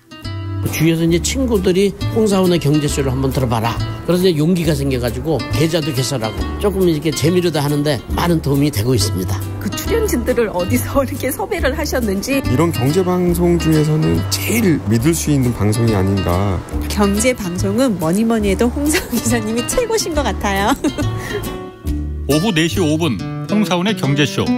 다른 정보만 전해드립니다. 진행은 서툴지만 내용은 알찹니다. 진실의 편에서, 정의의 편에서, 약자의 편에서 뉴스를 전합니다. 주진우 라이브와 함께 더 많이, 더 오래 웃었으면 좋겠습니다. 매일 오후 5시 5분 KBS 1라디오 주진우 라이브. 지금 시각은 8시 30분입니다. KBS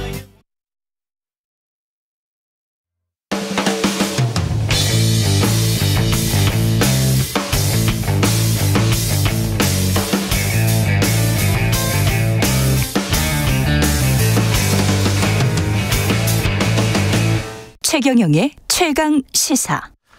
네, 0111님 오늘도 집중해서 듣고 있습니다. 품격 있는 방송, 그러나 일침이 있는 방송 부탁드립니다. 오늘도 행복한 하루 되세요. 감사합니다. 예, 김준우 변호사가 약간 늦어져서요. 예, 다른 코너 먼저 진행하겠습니다. 예, 싱하이민 대사 발언 관련해서 한중 관계부터 짚어보겠습니다. 강준영 한국외국어대학교 국제지역대학원 교수 전화 연결돼 있네요. 안녕하세요. 네, 안녕하세요. 예.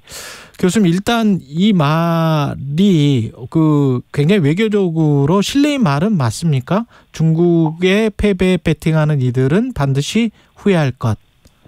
그렇죠. 당연히 그렇죠. 우리가 일반적으로 어떤 외교관이 자국의 외교 정책을 주재국에 알리고 또 주재국을 설득하고 이러는 거는 어떻게 보면은 정상적인 거예요. 그렇죠. 그런데 직설적으로 중국에 배팅 안 하면 반드시 후회할 것이다. 이거는 거의 위협이나 협박에 가까운 말로 들리잖아요. 그러니까 이게 해당국의 외교 전략을 직접적으로 비판한 것도 잘못된 거고 또 이런 흐름을 가지고 국내 정치에 개입하려는 의도가 들어있는 거 아니겠습니까? 이렇게 가면은 어려워지니까 이렇게 하면 안 된다라는 그런 얘기를 여론전과 심리전을 생각을 하면서 한 그런 행동이기 때문에 외교적으로 매우 결례죠. 야당 대표를 끌어들여서 그것도 다 계산되고 의도됐다 이렇게 보세요? 그렇죠. 이 형식과 방법이 좀 잘못됐다고 생각을 하는데요. 왜냐하면 싱하이밍 대사는 중국 외교부에서 파견된 대사잖아요. 그러면 그 파트너가 있습니다. 이런 정책적인 얘기를 하고 싶으면 우리 외교부하고 해야죠. 그렇죠. 기본적으로. 그리고 야당 대표를 초청해서 밥을 먹고 우호를 증진시키고 그런 건 좋은데 우리가 그 형식을 보면 만찬에 초청을 해서 일방적으로 준비한 입장문을 발표했단 말이죠. 그러니까 우리가 화면에서도 이 보도 자료 사진에서도 보면 알지만 자기가 일방적으로 읽으면서 이용한 거네. 어떻게 보면은 상당히 이용한 부분이 있는 거고 또 이거가 계획됐다라고 볼 수 있는 게 그 입장문 A4지 5장을 한국 국내 언론에 배포를 했고 보도 자료로 그다음에 거의 전문을 주한 중국 대사관 홈페이지에 게재를 했단 말이죠.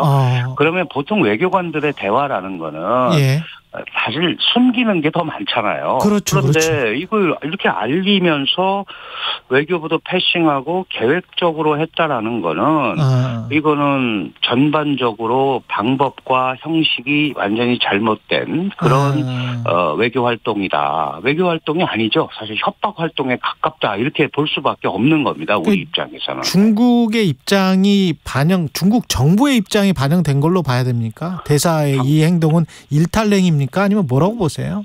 기본적으로는 그 중국 체제의 특성상 어떤 대사가 단독으로 이렇게 행동하기는 어렵습니다. 그렇겠죠. 그러니까 네. 전반적인 큰 틀 그리고 중국이 계속 우려를 표명해왔던 한미동맹 강화라든지 한미일 삼각 공조 강화에 대한 우려를 중국이 계속 갖고 있었고 그거는 중국 외교의 어떤 큰 흐름으로서 이 한국이 주재하고 있는 싱하이밍 대사에게 계속 전달이 됐을 거 아니겠습니까? 그리고 네. 지난번에 5월 31일에 중국 외교부 류준성 아주국장도 와서 비슷한 얘기를 했고 더 멀게는 윤석열 대통령 취임식 때 당시 왕치산 국가부주석이 와서 또 똑같은 말을 했단 말이죠. 그러니까 이 전체적인 연장선상에서 중국 정부의 의도가 들어있는데 문제는 이제 싱하이밍이 약간 그 싱하이밍 대사가 소위 중국적 애국주의를 더 발휘했을 수는 있어요. 개인적으로 예. 약간 더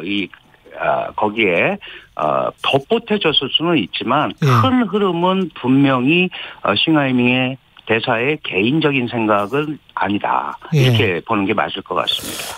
대통령실이 싱하이밍 대사를 겨냥해서 이렇게 발언을 했는데 우리의 대응은 어떻다고 보세요? 우리의 대응이 적당했다 또는 조금 좀 우리의 대응도 좀 지나쳤다 어떻게 보시는 입장입니까? 네, 기본적으로 그 외교관의 책무라는 거는 그 외교 사절이 어떤 주재국에 가면 해당 국가의 우호 교류를 증진하는 것이 외교관의 최대의 책무입니다. 그런 게 또 국제 규범으로도 규정이 돼 있고요. 그런 거를 대한민국 정부 특히 대통령실 입장에서 보면 싱하이밍 대사의 이번 언행은 여러 가지 상황에서 해당국 그러니까 주재국과의 관계를 더 악화시키는 거기 때문에 맞지 않다라고 얘기를 한 거는 적절한 지적이고 특히 한국 외교의 방향성에 대해서 타국이 얘기하는 거는 실질적으로 내정 간섭이란 말이죠. 그래서 초치에서 얘기한 거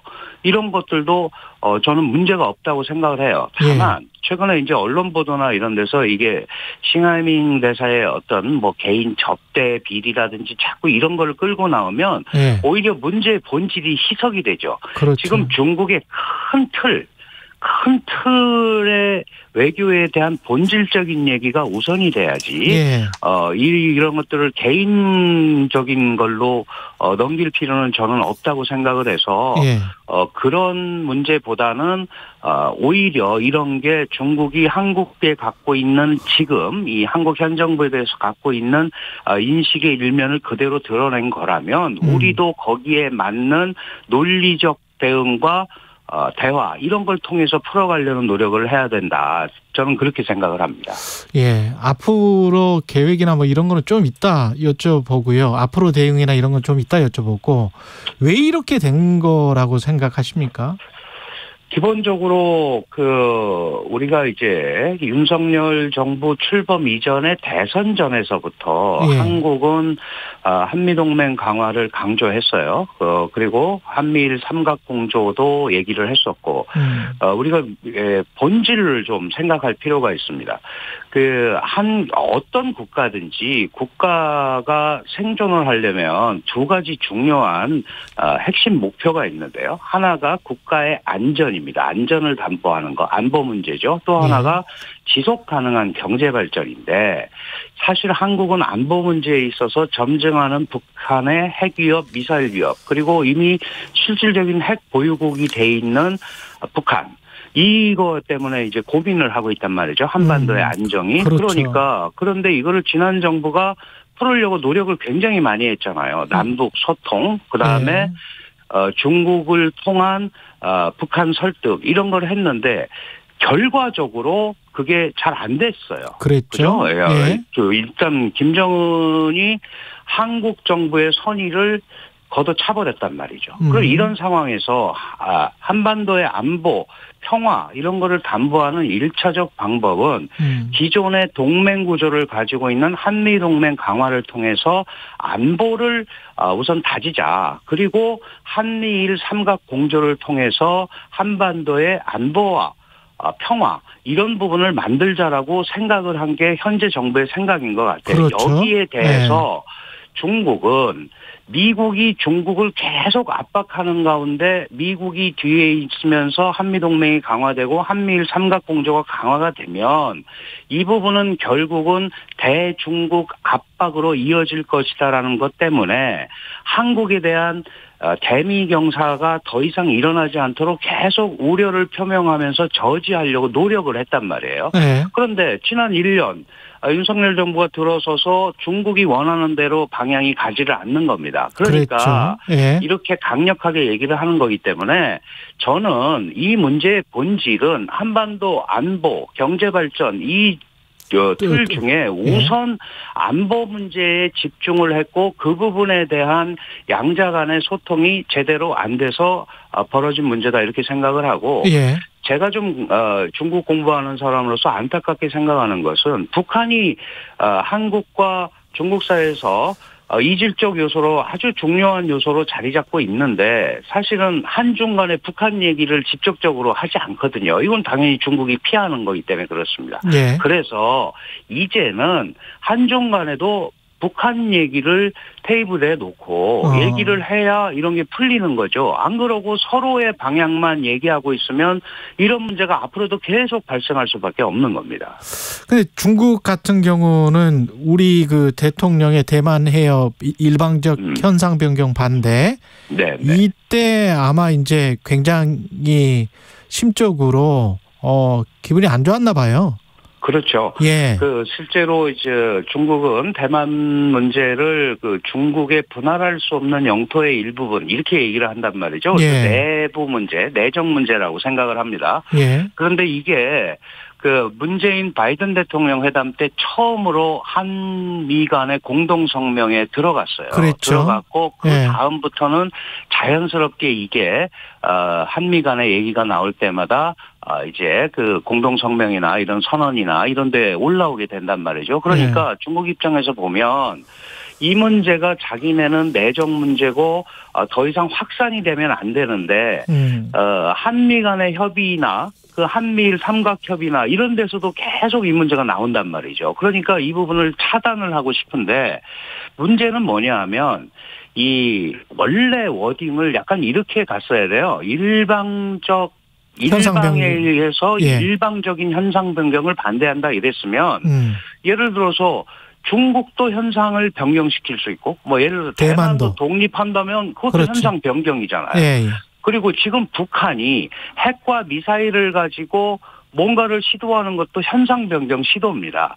그러니까 이거는 전체적인 차원에서 우리가 대만 문제에 개입을 하려는 게 아니고 국제주의적 원칙에서 얘기를 한다라는 얘기를 해야 되는 거죠. 중국도 한반도의 평화와 안전이 중요하다라고 하는데 우리가 내정 간섭이라고 합니까? 그렇지 않거든요. 그러니까 그런 부분에 대한 얘기를 해야죠. 그리고 우리는 92년 수교 성명에서 분명히 하나의 중국이라는 중국의 입장을 인정한다고 했단 말이죠. 그러면 그건 대전제입니다. 그래서 요거는 국제주의 규범에 따른 국제주의 원칙에 따른 이런 대만 해협의 안전과 평화를 언급하는 문제이기 때문에 그런 부분에 대한 우리의 입장과 의도를 분명히 얘기를 해주고 거기에 대해서 서로 공감대를 얻는 이런 노력들이 있어야 되는데 그게 전혀 없이 가니까 서로 우리가 지금 올해 1월 초에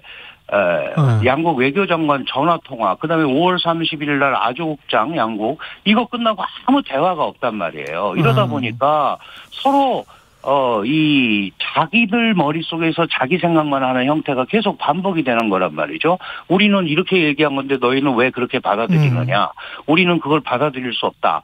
뭐 서로 이렇게 가는 거니까 대만해협 문제 같은 경우는 국제주의 원칙에 따른 우리의 입장을 표명한 거다라는 얘기를 분명히 해줘야 된다. 이런 생각이 듭니다. 중국이 마지막으로 어떻게 생각하세요? 중국이 뭔가 한국에 관련해서 해를 끼치는 어떤 행동을 지금 하고 있다고 보십니까? 아니면 할 수 있다고 보십니까?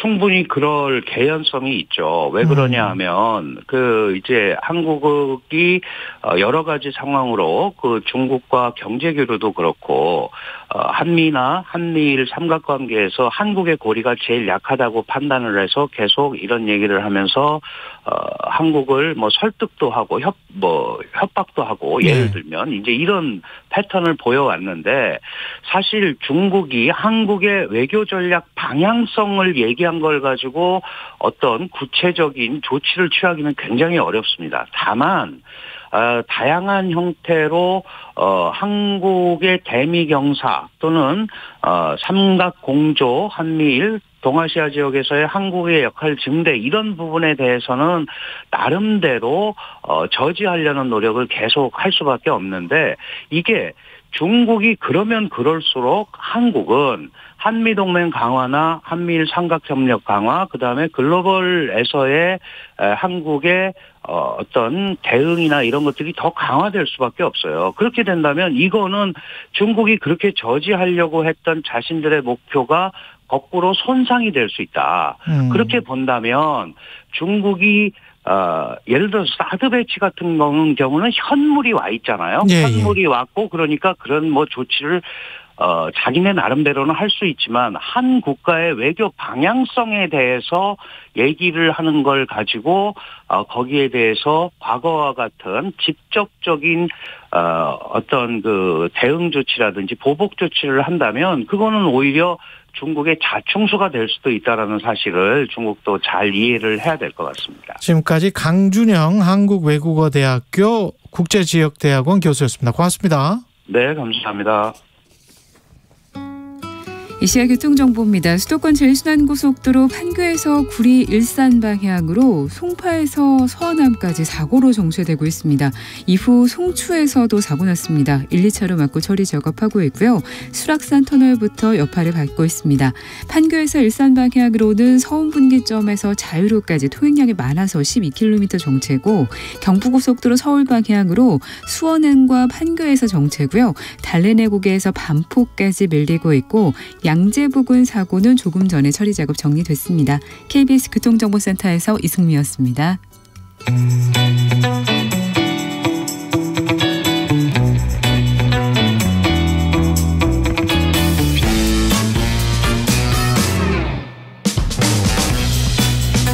네, 정치 시사 이슈의 법적 쟁점을 시원하게 파헤쳐보는 시간 최강 로스쿨. 오늘은 최강 로스쿨 학장 김준우 변호사 전화로 연결돼 있습니다. 안녕하세요. 네, 안녕하세요. 김준우 변호사입니다. 예, 오늘은 두 가지나 돼 있는데 빨리 해야 되겠습니다. 이른바 정순신 방지법, 학교 폭력 예방 및 대책에 관한 법률 일부 개정 법률안. 네. 이게 국회 교육위를 통과했는데 내용부터 좀 알려주세요. 네, 지금 사실은 오늘까지 나와 있는 이 관련 내용은 다소 부정확할 수 있습니다. 아, 그래요? 예. 네, 왜 그러냐면 이제 어제 법사위 통과했잖아요. 예. 그러면 이제 이게 국회 의안정보 시스템에 어제 새벽까지는 등록이 안 돼 있더라고요. 아, 그렇군요. 예. 네, 이게 왜냐하면 현재 지금 교육이 대안으로 통과가 된 거고, 이제 법안이 35개 그리고 청원안 1건까지 36건을 조정 통합해가지고요. 국회 홈페이지가 있으면 보도자료는 있는데 법안에 아주 테크니컬한 부분이 다 나와 있다. 슬쩍 다른 거는 좀 바뀔 수가 있겠네요.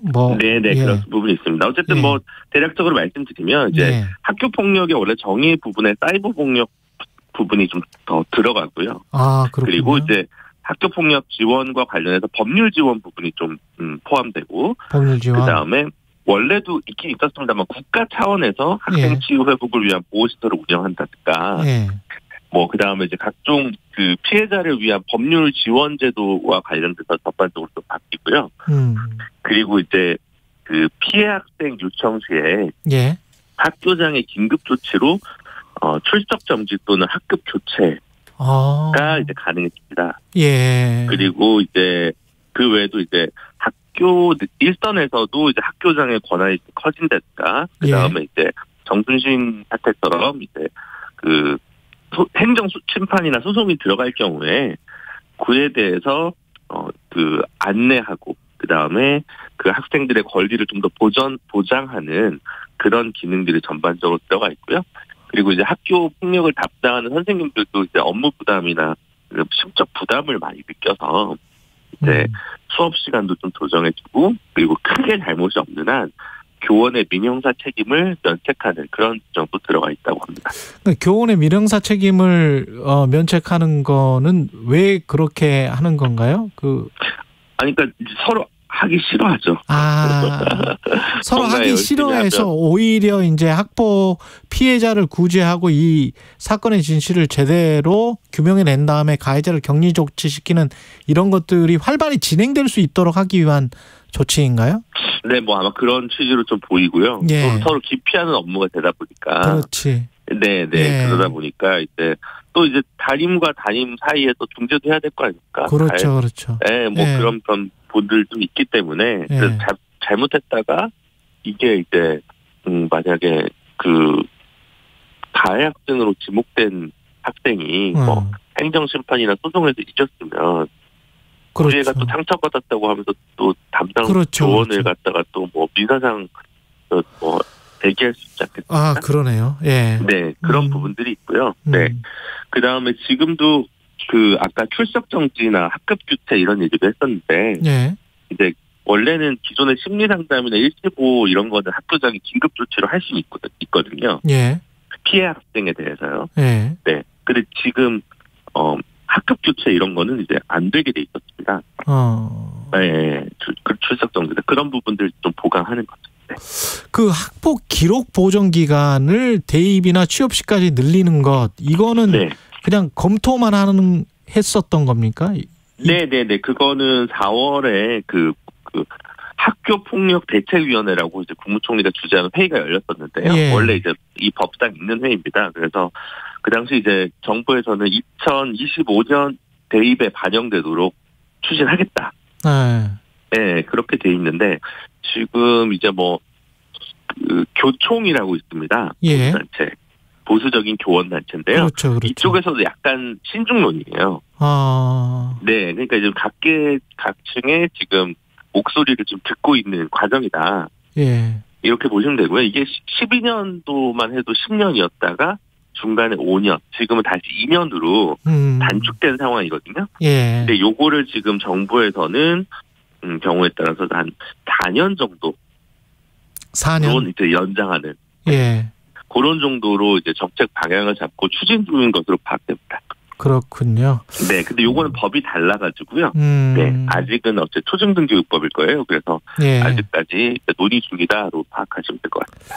그리고 최근에 이동관 대통령실 대외협력특보 아들 학폭 논란 때도 왜 이사장한테 전화를 했다는 거잖아요. 네. 예, 근데 이제 본인은 이 특보는 상황을 정확히 알기 위해 문의한 거다. 뭐 그런데 이사장한테 전화하거나 이럴 수 있는 학부모들이 많지는 않으니까 그걸 또 전화를 이것만 위해서 법을 따로 만들기는 조금 애매한 부분이 있는 건 사실입니다. 예. 근데 뭐 만들겠지만 이번에 아직 그런 내용까지 포함되어 있지는 않고요. 다만 이제 예를 들어 강제 전학이다 뭐 이런 것들을 할 수 있는데 집행정지를 중간에 받으면 미뤄지지 않겠습니까? 그렇죠. 네, 그래서 이번 같은 경우 새로 이제 그 상임위를 통과한 법안에서는 집행정지 신청이 인용되더라도 피해 학생한테 분리 요청권을 부여할 수 있도록 하는 내용이 담겨 있다. 요렇게는 이제 그 국회 교육위원회 보도자료에 담겨져 있습니다. 법의 내용이 엄벌주의인가요? 아니면 어떻게 봐야 됩니까? 엄벌주의까지는 아닌 것 같습니다. 아니고. 엄벌주의까지보다는 그동안 현장에서 계속 이제 여러 가지 문제들이 발생하고 있어서 이제 여러 가지 다양한 법안들이 원래 있었는데 안타깝게도 우리 국회는 뭔가 사고가 나거나 이럴 때만 이제 갑자기 입법 속도가 좀 빨라지는 것 같습니다. 교육적으로 참 어느 정도 혹독해야 되는가, 가혹해야 되는가, 엄격해야 되는가, 그게 또 교육적인 측면도 고려를 하긴 해야 될 것 같긴 합니다만. 네, 맞습니다. 예. 그리고 두 번째 소식으로요. 한 4분 정도 남았는데 김명수 대법원장이 지금 후임 대법관들 임명 제청을 했죠. 대통령에게. 네, 그렇습니다. 네, 조재현, 박정화 대법관 임기가 만료가 돼가지고 다음 달에 퇴임하거든요. 예. 그래서 대법원장이 이제 대법관 추천위원회를 거쳐서 8명으로 압축된 후보 중에 2명, 서경환 서울고법 부장판사와 권영재 서울대 로스쿨 교수 이 2명을 제청을 했고요. 대법원장이 그걸 이제 윤석열 대통령이 국회로 바로 이제 보낸 거죠. 어떤 판결을 했던 분들입니까, 이분들은? 권영준 교수 같은 경우는 이제 사시 수석을 하고 이제 판사 생활을 쭉 하다가 99년부터 이제 2014년까지 판사 생활을 하다 2015년부터 서울대 로스쿨 교수가 된 분이고요. 예. 지적재산권법 쪽 분야에 저서가 많은 걸로 제가 알고 있는데 어쨌든 학문적으로 탁월하고 이번에 퇴임하진 않았지만 기존에 사임했던 김대영 대법관이라고 있었거든요. 예. 그래서 이제 교수 출신, 물론 판사 출신이지만 교수에서 학계 이론 쪽으로 해박한 대법관이 한 명씩 정도 있습니다. 보통 통상. 그래서 그런 TO라고 좀 이해하시면 될 것 같고요. 서경환 후보자 같은 경우는 회생법원장을 거친 도산법 전문가고요. 역시 실력은 탁월하다고 알려져 있습니다. 근데 대법관 임명과 관련해서 그 보도가 그런 게 나왔었잖아요. 정치적 편향성이 있을 시에 대통령이 거부권을 행사할 수 있다. 네네네. 대통령이 거부권이 있습니까? 대법관이 임명 제청하면? 그거는 사실은 좀 상당히 논란이 되게 많은 거였거든요. 예. 그러니까 헌법에는 이제 대법관은 대법원장의 제청으로 국회의 동의를 얻어 대통령이 임명한다 이렇게 돼 있습니다. 그래서 제청 동의 임명의 주체가 삼권 분리고 완벽히 나눠져 있거든요. 예. 그러면 이제 제청권은 사실은 대법원장 몫입니다. 예. 근데 이번에 보도된 거는 대법원장의 제청하는 인사가 마음에 안 들면 대통령이 대통령이 마음에 안 들면 국회로도 안 보내겠다는 것을 시사하는 듯한 보도가 있었거든요. 그랬죠. 네, 그 부분은 사실은 굉장히 논란이 될 수밖에 없는. 그러니까 대통령이 거부권이 있는 건 아니죠. 네, 법적으로 그렇게 명문에 있는 건 아니고요. 예. 굳이 따지면 국회가 동의까지 거친 다음에 마지막에 임명권이 있지 않습니까? 예. 그 부분을 이제 거부할 수 있는 권한이 있긴 하겠지만 그런 경우에는 그냥 직무유기에 가깝다고 볼 수도 있는 부분이어서. 헌재로 가야 되는 그런 부분이에요? 그거는? 헌재도 아니고 이게 그냥 공백 상태가 되는 거죠. 임명 안 하고 그냥 가만 놔두면. 예. 다른 방법이 없는 거겠죠. 임명을 안 하고 가만 놔두는 방법이 있을 수가 있군요. 네네네, 그렇습니다. 그 대통령 임기 동안에 그러면은 대법관 숫자를 다 채우지 않는 그런 방법? 네, 이제 상당히 부담이 되고 문제가 될 거기 때문에 현실에서 일어나질 일은 아닌 것 같은데. 근데 미국에서는 사실은 그런 경우가 가끔 있었던 걸로 제가 기억하는데.